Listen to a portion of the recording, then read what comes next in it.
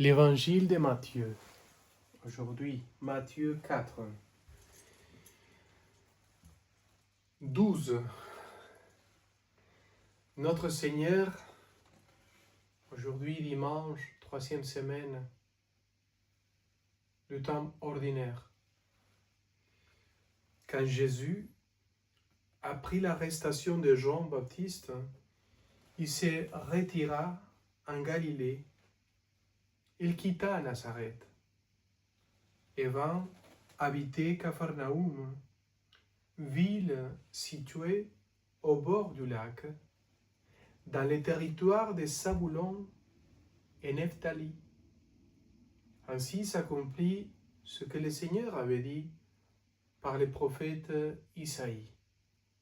Pays de Zabulon, pays de Nephtali, route de la mer, pays au-delà des Jourdains de Galilée.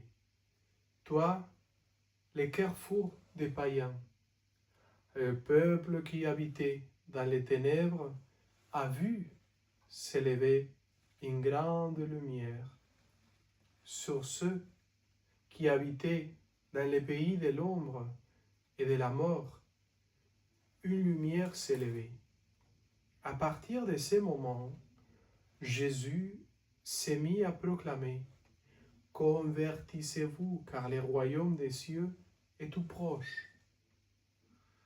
Comme il marchait au bord du lac de Galilée, il vit deux frères, Simon, appelé Pierre, et son frère, André, qui jetaient leurs filets dans les lacs.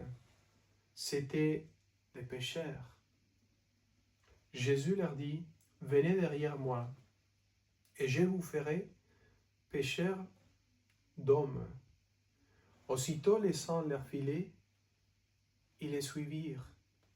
Plus loin, il vit deux autres frères, Jacques, fils de Zébédée, et son frère Jean, qui étaient dans leur barque avec le père, en train de préparer leurs filets. Il les appela.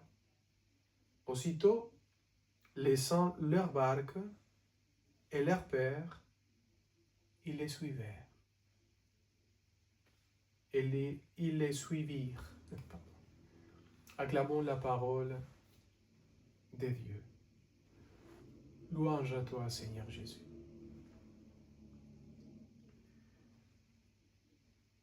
L'évangile d'aujourd'hui va nous parler d'une manière spéciale de l'appel de notre Seigneur, du commencement de la vie publique, de la vie quotidienne de notre Seigneur. On dit en espagnol la vida pública, c'est-à-dire la vie quotidienne dans laquelle il a annoncé la parole, il a annoncé le royaume de Dieu.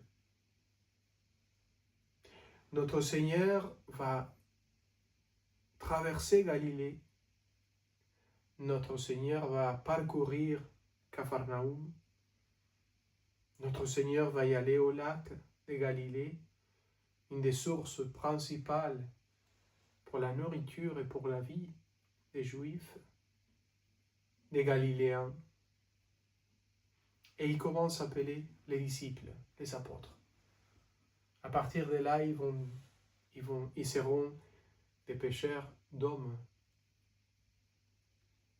La vie quotidienne de notre Seigneur, le commencement de la vie quotidienne de notre Seigneur, nous parle aussi de la vie quotidienne à nous, de l'expérience avec le Christ qu'il faut faire tous les jours. De plus en plus, les gens oublient Dieu. De plus en plus, les gens oublient la présence du Christ. Donc, il y a des gens qui s'éloignent de lui, qui oublient la volonté de Dieu. Des gens qui pensent à leur intérêt personnel, moi, et qui oublient tout à fait Dieu. dans cette existence, soyez-vous ceux qui cherchent notre Seigneur. Laissez-vous prendre par lui. Laissez-vous rencontrer par lui. Permettez que lui, avec son amour, soit face à face avec vous. Parlez avec lui. Permettez à lui de faire des miracles dans votre existence. Que votre vie quotidienne se rassemble à la sienne. Soyez plein de Dieu. Et dans la quotidianité, dans la vie quotidienne, parlez avec lui. Faites les œuvres qu'il faisait. Les mêmes comportements qu'il avait, il faut les faire, il faut les avoir dans votre existence quotidienne. Et permettez à lui de vous appeler. Que ce soit lui qui vous accompagne. Au nom du Père et du Fils et du Saint-Esprit, tous les jours avec notre Seigneur. Tous les jours dans l'amitié avec le Christ. Laissez-vous choisir par lui, comme il a fait avec les apôtres.